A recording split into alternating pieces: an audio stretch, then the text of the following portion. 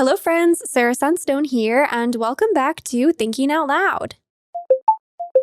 In today's episode, I'll be sharing my thoughts on the Nintendo Switch 2 footage for Witchbrook, which offers a sneak peek at some of the magical abilities we're going to have access to in the game. Plus, we're also going to be talking about a brand new character reveal, so if you're excited for Witchbrook, please shine the lovely like button and make sure to subscribe to my channel with your notifications on to stay in the loop. Otherwise, without any further ado, let's get right into it. So here on the top right corner of our interface, we can see the time of day as well as the date. On the top left-hand side, we can actually see where we're located. So here we see we're in the Witchbrook College's observatory. And then down at the bottom, we can see the player's hotbar. And in Witchbrook specifically, it looks like this is where we're going to be equipping different tools. So it does not look like there's going to be a tool ring. It looks like we're going to be using a hotbar. Beneath the hotbar, there are actually two smaller bars. One is yellow and one is blue. It seems like the blue bar indicates the amount of mana we have to use towards casting spells, while the yellow bar may be to indicate stamina. However, that is just speculation.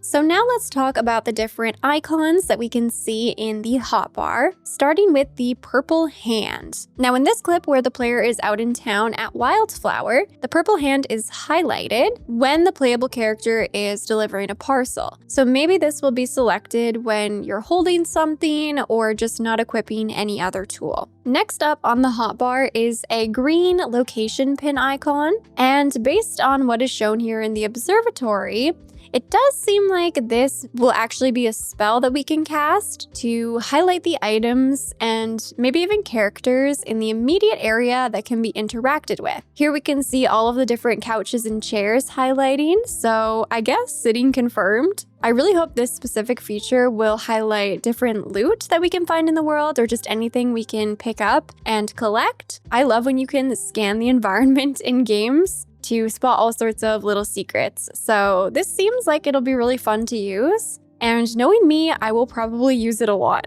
The next icon in the hotbar is the broom icon. And once again, in a later clip, we can see that this is highlighted when the player character is going to ride the broom. Next up, we have a star icon. Now, nothing is shown in this footage to indicate what this could be used for. Perhaps it's related to astronomy, but at this point, your guess is as good as mine. Then we have the magnifying glass icon, which could be maybe used to inspect individual items more closely. And then finally here we have the plant icon, which could indicate some connection to herbology or the use of our different gardening tools. We can also see that you'll be pressing the Y button to cast a spell, at least on the Nintendo Switch. And it does also appear that there will be a minimum of 3 different hotbars that you can change between.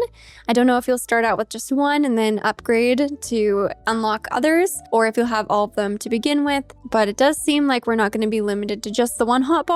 So that will be great. Now there are actually a couple of different icons in the next clip's hotbar. So here we have a fish icon, which, presumably might be to equip a fishing rod or whatever tool we'll be using to go fishing with. And then we do also have a shovel icon, which, I imagine would be for using a shovel. Now, this could be in the context of gardening in your backyard to, dig up different plots to plant seeds. Maybe you can also use it out in the world to unearth different treasures or find little collectibles. Once again, here we do see our playable character making a delivery. So it is nice that we'll be able to physically hold certain items. And I do just really want to appreciate how many beautiful details are in each of these environments. There are so many beautiful flowers. There are so many NPCs. There's even a cat in the backyard. Everything just feels so full of life and absolutely love that. Now, the next segment of gameplay takes place back at Witchbrook College in the Arcane Arts classroom.